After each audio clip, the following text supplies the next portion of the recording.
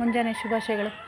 ಇದು ನನ್ನ ತವರು ಮನೆಯಿಂದ ಕಾಸರಗೋಡು, ಅಲ್ಲಿ ನಮ್ಮ ಮನೆಯ ಅಂಗಳದಿಂದಲೇ ಒಂದು ವೀಡಿಯೋ ಮಾಡ್ತಾಯಿದ್ದೀನಿ ಆಯಿತಾ. ಇದೊಂದು ಸಣ್ಣ ವೀಡಿಯೋ ಅಷ್ಟೇ, ನಾನು ಇಲ್ಲೇ ಇದ್ದೀನಿ ತೋರಿಸಲಿಕ್ಕೆ. ಇವತ್ತು ಹೊರಡ್ತಾ ಇದ್ದೀನಿ. ಆ್ಯಕ್ಚುಲಿ ನಾನು ನಿನ್ನೆ ಹೋಗಬೇಕಿದ್ದವಳು ಬೆಂಗಳೂರಲ್ಲಿ. ಏನಾಗಿದೆ ಅಂದರೆ, ಮೊನ್ನೆ ಈ ಪ್ರಶಾಂತ್ ಎಂಬ ವ್ಯಕ್ತಿ ನನ್ನ ಬ್ಯಾಗ್ ಒಳಗೆ ಕೈ ಹಾಕಿ ನನ್ನದು ಐಡೆಂಟಿ ಕಾರ್ಡ್ ತೆಗೆದು, ಅದರಲ್ಲಿ ಆ ಐಡೆಂಟಿ ಕಾರ್ಡ್ ಕೋಟ ಸ್ಟೇಷನಲ್ಲಿದೆ. ಸೊ ನಿನ್ನೆ ಕಲೆಕ್ಟ್ ಮಾಡಲಿಕ್ಕೆ ಪೊಲೀಸರು ನನಗೆ ಹೇಳಿದರು. ಸೊ ನನಗೆ ಹೋಗ್ಲಿಕ್ಕೆ ಆಗಲಿಲ್ಲ. ಆ್ಯಕ್ಚುಲಿ ನಾನು ಕಾಸರಗೋಡಿಗೆ ಬಂದಿದ್ದೆ. ಸೊ ಅದನ್ನು ಕಲೆಕ್ಟ್ ಮಾಡೋದಕ್ಕೋಸ್ಕರ ಇವತ್ತಿದ್ದೀನಿ. ನನಗೆ ಸ್ವಲ್ಪ ಒಂದು ದಿವಸ ರಜೆ ಎಕ್ಸ್ಟೆಂಡ್ ಮಾಡಿದೆ ಆಯಿತಾ. ಸೊ ಅದರೊಳಗೆ ಇವತ್ತು ಪುನಃ ಕೋಟಕ್ಕೆ ಹೋಗ್ಲಿಕ್ಕಿದೆ ನನಗೆ, ಸ್ಟೇಷನ್ಗೆ. ಸೊ ನಾನು ಮತ್ತೆ ಸಿಗ್ತೀನಿ ನಿಮಗೆ, ಕೆಲವೊಂದು ವಿಷಯ ಮಾತಾಡಲಿಕ್ಕಿದೆ. ನನಗೆ ಈಗ ಕೆಲವರು ಕರೆ ಮಾಡಿ ಹೇಳಿದರು, ಕೆಲವರು ವಾಟ್ಸಪ್ಪಲ್ಲಿ ಪ್ರಶಾಂತ್ ವೀಡಿಯೋ ಮಾಡಿದ್ದಾರೆ, ಅದಕ್ಕೊಂದು ಕೌಂಟ್ರ್ ಕೊಡಿ ಅಂತ ಹೇಳಿಲ್ಲ, ಬಟ್ ಕೌಂಟ್ರ್ ನಾನು ಕೊಡ್ತೀನಿ ಅಂತ ಗೊತ್ತು ಆಯಿತಾ. ಪ್ರಶಾಂತ್ ನಾನು ಖಂಡಿತ ಕೊಡ್ತೀನಿ ಕೌಂಟ್ರು, ಸ್ವಲ್ಪ ಟೈಮ್ ಕೊಡಿ ಆಯಿತಾ. ಐ ಮೀನ್ ಹೊರಡುವ ತುರತುರಿಯಲ್ಲಿದ್ದೀನಿ. ಸಾಧ್ಯ ಆದರೆ ನಾನು ಈಗಲೇ ಅದನ್ನು ನಾನು ನೋಡಲಿಲ್ಲ, ವೀಡಿಯೋ ನೋಡಿಲ್ಲ, ನನಗೆ ಟೈಮ್ ಇಲ್ಲ. ಮತ್ತು ನನಗೆ ಪ್ರಶಾಂತ್ ಅವರು ನಿಮ್ಮ ವಾಯ್ಸ್ ಕೇಳೋದು ನನಗೆ ಇಷ್ಟ ಇಲ್ಲ. ಬಾಯಿ ತೆಗೆದ್ರೆ ಹೇಳೋದು ಸುಳ್ಳು. ನೀವು ಒಂದು ಹೇಳ್ತೀನಿ, ಕ್ಲಾರಿಫಿಕೇಷನ್ ಎಲ್ಲರಿಗೂ ಹೇಳ್ತಾ ಇದ್ದೀನಿ. ಆ ಪ್ರಶಾಂತ್ ಆ ವೀಡಿಯೋ ಮಾಡಿರೋದು ಅವನ ಮೊಬೈಲ್ ಯಾರ್ದು ಅಂತ ಕೇಳಿ ಫಸ್ಟಿಗೆ ಆಯಿತಾ.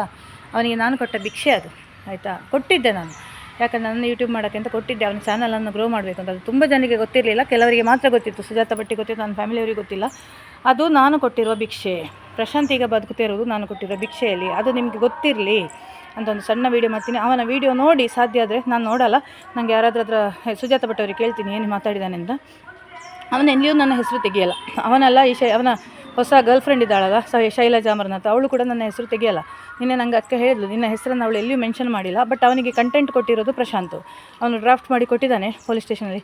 ಕೋಟಾ ಪೊಲೀಸ್ ಸ್ಟೇಷನಲ್ಲಿ ಅವನ ಕಂಪ್ಲೇಂಟ್ ಅಲ್ಲಿ ಕೂಡ ರಿಜಿಸ್ಟರ್ ಆಗಿಲ್ಲ. ನಾನು ಯಾರಾದರೂ ಕೋಟದವರಿದ್ದರೆ ಪೊಲೀಸ್ ಸ್ಟೇಷನಲ್ಲಿ ಹೋಗಿ ಒಂದು CCTV ರೆಕಾರ್ಡ್ ಕೊಡಿ. ಅವನ ಕಂಪ್ಲೇಂಟನ್ನು ನಾನು ಹರಿದು ಬಿಸಾಕಿದ್ದೀನಿ, ಅವನ ಸುಳ್ಳು ಕಂಪ್ಲೇಂಟನ್ನು. ಮತ್ತು ಅವನನ್ನು ಅಡ್ಡಾಡಿಸಿ ಅವನನ್ನು ಹೊಡಿಲಿಕ್ಕೆ ಹೋಗಿದ್ದೀನಿ ನಾನು, ಸಿಟ್ಟು ಬಂದು. ಅವನೇ ಹೇಳಿದ್ದಾನೆ, ನಾನು ಒಳ್ಳೆಯವಳಾದರೆ ನಾನು ಒಳ್ಳೆಯವಳು ಆಯಿತಾ. ಪ್ರಶಾಂತ್, ನಾನು ಒಳ್ಳೆಯವಳಾದರೆ ತುಂಬ ಒಳ್ಳೆಯವಳು. ನನ್ನನ್ನು ಕೆಣಕಿದ್ರೆ ಮಾತ್ರ ನಿನ್ನ ಜನ್ಮ ಜಾಲಾಡ್ತೀನಿ ಅಂತ ನಾನು ಹೇಳಿದ್ದೀನಿ ಅಲ್ವಾ, ಹೇಳಿದ್ದೀನಿ. ಅದೇ ಥರ ಮಾಡಿದ್ದೀನಿ. ನೀನು ಹೆದರಿದ್ದೀಯಾ, ಓಡಿ ಹೋಗಿದ್ದೀಯಾ, ನೆಕ್ಸ್ಟ್ ಗಾಣಿಗೆ ನನ್ನ ಕರ್ಕೊಂಡು ಬಂದಿದ್ದಾನೆ ಆಯಿತಾ. SI ಏನಂದರು, ಮಗುವನ್ನು ಹಿಡ್ಕೊಂಡು ಆಟ ಆಡಬೇಡ ಪ್ರಶಾಂತ್, ಈಗಲೂ ಹೇಳ್ತಾ ಇದ್ದೀನಿ. ಆ ಹೆಣ್ಮಗಳನ್ನು ಬಿಟ್ಬಿಡು ಆಯಿತಾ. ಅವಳನ್ನು ಕಿಡ್ನ್ಯಾಪ್ ಮಾಡಲಿಕ್ಕೆ ಬರೋದು ನಿನ್ನ ಹೆಂಡತಿ, ನಾನಲ್ಲ, ಚೈತ್ರ ಅಡ್ವೊಕೇಟ್ ಅವಳು ಆಯಿತಾ. ಅವಳಿಗೆ ಬೇಕು ಮಗು, ನನಗೆ ಯಾಕೆ ನಿನ್ನ ಮಗುವನ್ನು ಹಿಡ್ಕೊಂಡು ನಾನೇನು ಮಾಡಲಿಕ್ಕೆ? ನನ್ನನ್ನೇ ನೋಡ್ಕೊಳ್ಳಿಕ್ಕೆ ಆಗ್ತಿಲ್ಲ, ನಿನ್ನ ಮಗುವನ್ನು ನೋಡ್ಕೊಳ್ಳಿಕ್ಕೆ ನನಗೆ ಆಗಲ್ಲ. ನೀವೇನು ಬೇಕಾದರೂ ಸಾಯಿರಿ ಅಪ್ಪ ಮಗಳು ಆಯಿತಾ. ಆ ಮಗುವನ್ನು ನೀನು ಮಿಸ್ಯೂಸ್ ಮಾಡ್ತಾಯಿದ್ದೀನಿ, ನಿನ್ನ ಹೆಂಡ್ತಿನೇ ನಿನ್ನ ಮೇಲೆ ಕೇಸ್ ಹಾಕಿದ್ದಾಳೆ ಆಯಿತಾ. ಇದೆಲ್ಲ ಬೇಕಾ, ನಾನು ಹೇಳಬೇಕಾ ಪಬ್ಲಿಕ್ಕಿಗೆ ನಿನ್ನ ವಿಷಯ ಆಯಿತಾ. ಸೊ ನಾನು ಇವನ ವೀಡಿಯೋಕ್ಕೆ ನಾನು ಕೌಂಟ್ರ್ ಕೊಡ್ತೀನಿ. ಅವನು ನನಗೋಸ್ಕರ ಮಾಡಿ ವೀಡಿಯೋಕ್ಕೆ ಮಾನಸಿಕ ಸಮಸ್ಯೆ ಯಾರಿಗೆ ಅಂತ ತೋರಿಸ್ಕೊಡ್ತೀನಿ. ಪ್ರಶಾಂತ್, ನಾನು ದೊಡ್ಡ ಸೈಕೋ ಅಂತ ಹೇಳಿದ್ದೀನಿ. ನಿನ್ನನ್ನು ದೊಡ್ಡ ಮೆಂಟಲ್ ಮಾಡಿನೇ ನಾನು ಹೋಗೋದು ಆಯಿತಾ. ನೀನು ಅವತ್ತು ನನ್ನ ಬಗ್ಗೆ ವೀಡಿಯೋ ಮಾಡಿದ್ದಿ, ಏನು ಅಂತ, ನೀನು ಸೈಕೋ ಅಲ್ಲ ಅಂತ ಪ್ರೂವ್ ಮಾಡಿದ್ದಿ. ಆ ವಿಡಿಯೋನ ನೀನು ಪ್ರೈವೇಟ್ ಮಾಡಿಟ್ಟಿದ್ದಿ. ನೀನು ದೊಡ್ಡ ಸೈಕೋ ಅಂತ ನಾನು ಪ್ರೂವ್ ಮಾಡಿನೇ ಹೋಗೋದು. ಇನ್ನೊಂದು ಮುಖವಾಡವನ್ನು ನಾನು ಬಯಲಿಗಿರ್ತೀನಿ. ಇದೇ ಗಿರೀಶ್ ಮಟ್ಟಣ ಅವನು ಸರಿ ಇಲ್ಲ ಅಂತ ನೀನು ಹೇಳಿದ್ದೀಯಾ ನನಗೆ, ನನ್ನ ಬಗ್ಗೆ ಬೇರೆ ಆಡಿದ್ದೀನಿ. ಇದೇ ಗಿರೀಶ್ ಮಟ್ಟಣನನ್ನು ಈಗ ಹೊಗಳ್ತಾ ಇದ್ದೀಯಾ, ಮಹೇಶ್ ಶೆಟ್ಟಿ ತಿಮ್ಮರಡಿಯನ್ನು ಹೀಗೆ ಹೊಗಳ್ತಿದ್ಯಾ. ಮಹೇಶನ ಬಗ್ಗೆ ಏನು ಹೇಳಿಲ್ಲ ಬಿಡು ಆಯಿತಾ. ನಿನ್ನ ಬಂಡವಾಳ ಬಯಲು ಮಾಡಿನೇ, ಹೋರಾಟದಿಂದ ನಿನ್ನನ್ನು ಹೊರಗೆ ಹಾಕಿನೇ ಸಿದ್ಧ ಹೋಯ್ತಾಯ್ತಾ. ನೀನು ಮತ್ತು ದಿನೇಶ್ ಗಾಣಿಗ ಎಂಬ ಕುತಂತ್ರಿ 420 ಆಟ ಆಡುವ ಆಟಗಳು ಕುಂದಾಪುರದಲ್ಲಿ. ನಾನು ಬೇಕಾದರೆ ಇನ್ನೂ 1 ವಾರ ಬರ್ತೀನಿ ಕುಂದಾಪುರದಲ್ಲಿ ಪ್ರಚಾರ ಮಾಡೋಕ್ಕೆ. ನಿಮ್ಮಗಳ ಬಯಲುವಾಡ ನಿನ್ನ ಮನೆಗೆ ಬಂದು 1.5 ತಿಂಗಳಿಂದ ನಿನ್ನ ಹಿಂದೆ ನಾನು ಯಾಕೆ ಬಿದ್ದಿದ್ದೀನಿ, 4 ಜನರನ್ನು ಯಾಕೆ ಇಟ್ಟುಕೊಂಡಿದ್ದೀನಿ. ಮಂಜುನಾಥ ಹೋಟೆಲ್ ಅವರಲ್ಲಿ ಹೋಗಿ, ಮಂಜಣ್ಣ ಹೋಟೆಲ್ಗೆ ಹೋಗಿ, ಎಲ್ಲಿ ಸ್ಟೋರಿ. ನಾನು ಎಷ್ಟು ದಿವಸದಿಂದ ಅವರಿಗೆ ಫೋನ್ ಮಾಡ್ತಿದ್ದೀನಿ ಕೇಳು. ನಿನ್ನ ಹಿಂದೆ ಒಬ್ಬರನ್ನು ಬಿಟ್ಟಿದ್ದೀನಿ. ನೀನು ಎಲ್ಲಿ ಹೋಗ್ತಿ, ಏನು ಮಾಡ್ತಿ, ನಿನ್ನ ಶಾಲೆಗೆ ಫೋನ್ ಮಾಡಿ ನೀನು ಹೋಗೋ ವಿಚಾರವನ್ನೆಲ್ಲ ತಿಳ್ಕೊಂಡು ಹೇಗೆ ಅಟ್ಯಾಕ್ ಮಾಡಲಿಕ್ಕೆ ಬಂದೆ ನೋಡು. ಇನ್ನೂ ಸಹ ನಾನು ಬಿಡಲ್ಲ. ಎಲ್ಲರೂ ಕೇಳಿದ್ರು, ಆಯಿತಾ ಮುಗಿಲಿ. ಇಲ್ಲ, ಅವನು ನನ್ನ ಬಗ್ಗೆ ಮಾಡಿದ ಅಲಿಗೇಷನ್ ಇದೆಯಲ್ಲ ಸುಳ್ಳು. ಅವನ ಹೆಂಡತಿ ಅಂತ ಹೇಳಿ ನಾನು ಓಡಾಡಿದ್ದೀನಂತೆ. ನಾನು ಎಲ್ಲಿ ಆ ಯೋಗ್ಯತೆಯೇ ಇಲ್ಲ ಅವನಿಗೆ, ನನ್ನ ಗಂಡನಾಗೋ ಯೋಗ್ಯತೆ ಇಲ್ಲ. ನಾನು ಹಾಗೆ ಹೇಳೂ ಇಲ್ಲ. ಅದೊಂದು ಮಿಸ್ಕಮ್ಯುನಿಕೇಷನ್ ಆಗಿದ್ದು. ಇವನು ಮನೆ ಹತ್ತಿರ ಇರೋ ಒಂದು ಕೋಸ್ಟಲ್ ಪ್ಯಾರಡೈಸ್ ಹೋಟೆಲ್ಗೆ ನಾನು ಇವನ ಬಗ್ಗೆ ವಿಚಾರಿಸಿದೆ, ಪ್ರಶಾಂತ್ ಬಂದಿದ್ದಾರಾ ಅಂತ. ಯಾರು ನೀವು ಕೇಳಿದ್ರು. ಮೇಡಮ್, ನಾನು ಮೊನ್ನೆ ಬಂದಿದ್ದಲ್ಲ ನಿಮ್ಮ ಹೋಟೆಲ್ಗೆ, ನಾವು ಹೋಗಿದ್ವಿ ಅಲ್ಲಿ ತುಂಬ ಸಲ. ನಾವು ರವಿ ಅವರೆಲ್ಲ ನಾವು ಅಲ್ಲೇ ಇದು ಮಾಡಿದ್ವು. ಅಲ್ಲಿಗೆ ಫೋನ್ ಮಾಡಿ ಹೇಳಿ, ಇಲ್ಲ ನಾನು ಬೆಂಗಳೂರಿಂದ ಮಾಡಿದ್ರು, ಮೊನ್ನೆ ಬಂದಿದ್ದೆಲ್ಲ. ಅವರಿಗೆ ಅರ್ಥ ಆಯಿತು. ಅಲ್ಲಿ ಯಾರೋ ಒಬ್ಬ ಹುಡುಗ ಫೋನ್ ಮಾಡಿ ಅವನಿಗೆ ಹೇಳಿದ್ರು, ನಿಮ್ಮ ಹೆಂಡತಿ ಫೋನ್ ಮಾಡಿದ್ರು ಅಂತ. ಅದು ನನ್ನಲ್ಲಿ ಕ್ಲಾರಿಫೈ ಮಾಡಬೇಕು ತಾನೆ.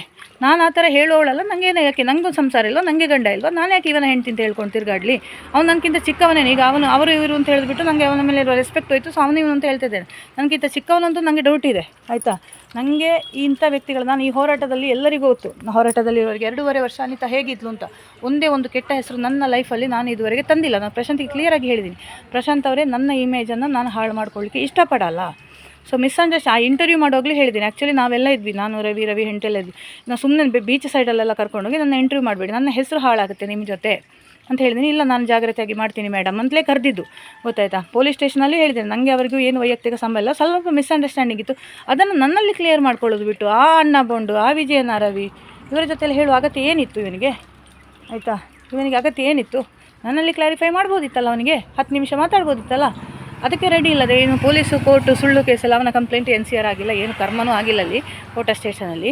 SI ಅವರು ನನಗೆ ಕಾಂಟ್ಯಾಕ್ಟ್ ಇದ್ದಾರೆ, SI ಅವರು ನನಗೆ ನಂಬರ್ ಕೊಟ್ಟಿದ್ದಾರೆ. ಬೇಕಾದರೆ ಈಗ ಕ್ಲಾರಿಫಿಕೇಷನ್ ಮಾಡ್ತೀನಿ, ಇವತ್ತು ಕೋರ್ಟಕ್ಕೆ ನಾನು ಅಗೇನ್ ಹೋಗ್ತಾ ಇದ್ದೀನಿ. ನಿಮಗೆ ಅಲ್ಲಿಂದ ಲೈವ್ ಮಾಡ್ತೀನಿ. ಧನ್ಯವಾದಗಳು.